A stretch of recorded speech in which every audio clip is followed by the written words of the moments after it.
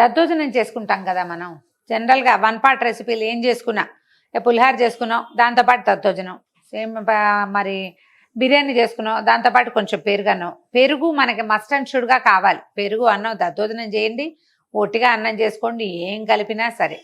అయితే ఈ దద్దోజనాన్ని అన్నంతో కాకుండా దధి ఓదనము కలిపితే దధ్యోదనము, దద్దోజనం అని సింపుల్గా అనేస్తాం. పెరుగుతో కలిపిన అన్నం అయితే పెరుగుతో అన్నం కలపకుండా అలాంటి రుచి వచ్చేలాగా చేసుకోవచ్చు సేమియాలతోటి. సేమియా దద్దోజనం ఎప్పుడైనా తిన్నారా? తినుంటారు కొంతమంది. ఎవరు తినలేదో, ఎవరు చేయలేదో వాళ్ళు ట్రై చేయండి. మస్ట్ ట్రై ఐటమ్ అనమాట. మనకి ఇంట్లో 3-4 వెరైటీలు చేసుకున్నప్పుడు, గెస్ట్లు ఉన్నప్పుడు తప్పకుండా ఓ చిన్న గిన్నెట్ చేసి పక్కన పెడితే ఓ 2 స్పూన్లు వేసుకుంటే ఎంత బాగుంటుందో. చాలా డిఫరెంట్గా ఉంటుంది. పిల్లలకి కూడా పెట్టచ్చు. సేమియాతో చాలా రకాలు 5 రకాలు చేసాం. ఇది 6వ రకం ఆ సిరీస్లోదే అనమాట. ఇది మనం ఏం చేయాలంటే ఈ సేమియాని ఎప్పుడు వాడుకోవాలన్నా స్టవ్ మీద నీళ్ళు పెట్టడమే. మనం 1/4 కిలో సేమియా చేస్తామనుకోండి, కనీసం ఒక 2 లీటర్ల నీళ్లు స్టవ్ మీద మరగబెట్టేయాలి. నీళ్లు వేడెక్కాక సేమియాలో కొద్దిగా 1 స్పూన్ ఉప్పు, స్పూన్ అక్కర్లా 1/2 స్పూన్ ఉప్పు, కొంచెం ఆయిల్, నూనె వేసుకోవాలి అంతే. సేమియాలు అంటుకుపోకుండా అనమాట. సేమియా ఎత్తి ఇందులో పోసేయాలి. ఎన్ని సేమియాలు చేస్తే అంతకి 4 గింతలు నీళ్లు మాత్రం పెట్టాలంతే. ఒక్కసారి 2 సార్లు తెరలేసరికల్లా సేమియా 90% ఉడికిపోతుంది. వార్చేసేయాలి, నీళ్ళు తీసేయాలి. లాస్ట్ టైం మనం పులిహోర చేసినప్పుడు కూడా ఇదే విధి చేసాం, మీకు గుర్తుంటుంది. సేమియా పులిహోర కావాలి అంటే మన వీడియోస్లో ఉంది, చెక్ చేయండి, కనపడుతుంది. సేమియా ఉప్మా చేసుకోవచ్చు ఇలాగే. మళ్ళా 1-2 పొంగులు రానిస్తే సరిపోతుంది. సేమియా చూడండి ఉడికిపోయి కనిపిస్తుంది మనకి. ఇలాంటప్పుడు ఇదిగో నొక్కి చూస్తే ఇక ఉడికినట్టు కనిపిస్తుంది కదా. దీన్ని ఏం చేయాలంటే ఈ గరిటె తీసి పక్కన పెట్టుకోవటం, ఈ స్టవ్ ఆపేసి ఈ నీళ్ళని వార్చేస్తూ దీన్ని నీళ్ళన్నీ బయటికి పోసేసేయండి. ఏదైనా చిల్లులు దాంట్లో వేసేసుకుంటే దీన్ని సరిపోతుంది. దీని నిండా చన్నీళ్ళు పోసేసేయండి.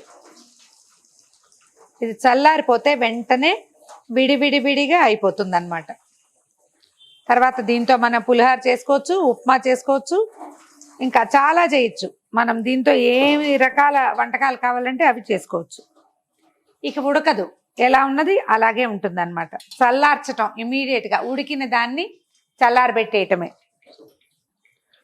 కొంచెం నీళ్ళన్నీ కారిపోగానే ఒక పళ్ళెంలోకి తీసి విడివిడిగా వేసి పెట్టండి. సేమియాని పెద్ద వెడల్పాటి పళ్ళెంలో వేసేసి చల్లారబెట్టేసేయండి. తర్వాత మిగిలిన ప్రాసెస్ చేసుకుందాం. సేమియా చల్లారి చేసాం కదా, ఈ లోపల మనం ఏం చేద్దామంటే పెరుగులో తిరగమాత పెట్టుకుందాం.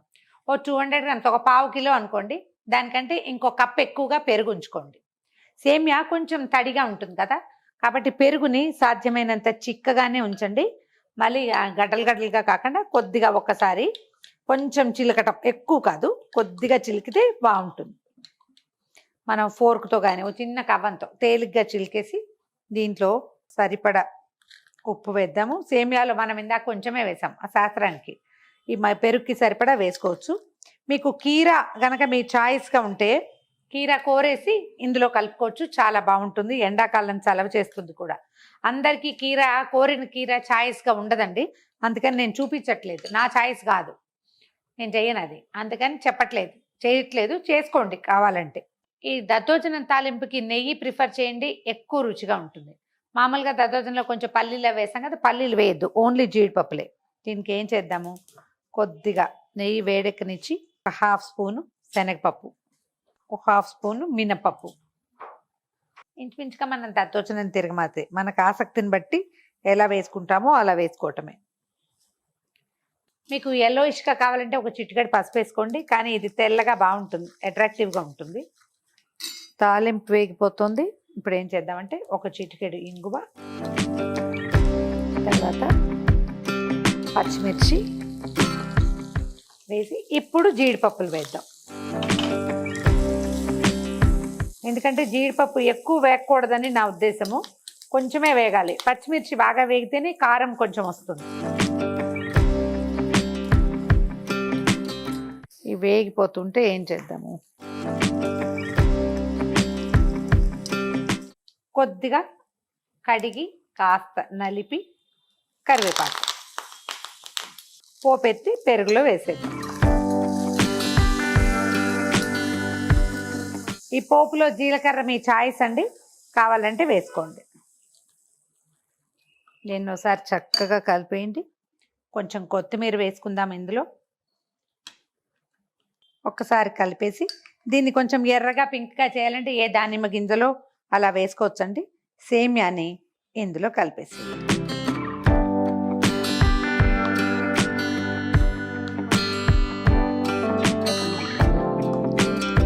సేమ్యాని పెరుగులో పూర్తిగా కలిపేసేయండి. అవసరమైతే కొంచెం చిటికెడు ఉప్పు కలుపుకోండి, సరిపోతుంది. ఒకవేళ మీకు ఆసక్తి ఉంటే ఒక చిటికెడు పంచదార కూడా వేయచ్చు. చాలా డిఫరెంట్ రుచిగా ఉంటుందండి. ఇందులో వేసిన పోపుల తాలూకు వాసనని ఇంకా కొంచెం ఎన్హాన్స్ చేస్తుంది షుగర్. మీకు ఆసక్తి ఉంటే వేసుకోండి, లేకపోతే లేదు. చక్కగా దీన్ని గార్నిషింగ్ కోసం కాసిన దానిమ్మ గింజలు, అంటే ఇప్పుడు సీజన్ కాదు కనిపించట్లా ఉంటే కాసిన దానిమ్మ గింజలు వేసుకోండి. సన్నగా ఒక టమాటా గింజలు తొక్కులు లేకుండా మధ్యలో వచ్చే కండ మాత్రమే కట్ చేసి అక్కడక్కడ ముక్కలు వేస్తే కొంచెం కలర్ఫుల్గా కనిపిస్తుంది.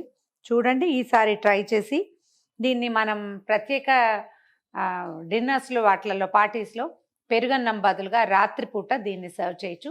చాలా రుచిగా ఉంటుంది. మీకోసం సేమియా కర్డ్ బాత్, దీన్ని తెలుగులో ఏమనాలి, సేమియా దద్దోజనం ట్రై చేసి చూడండి. ఈ వీడియో కనుక మీకు నచ్చినట్లయితే లైక్ చేయండి, షేర్ చేయండి. మరిన్ని ఇంట్రెస్టింగ్ వీడియోల కోసం సుమన్ టీవీకి సబ్స్క్రైబ్ చేసుకోండి.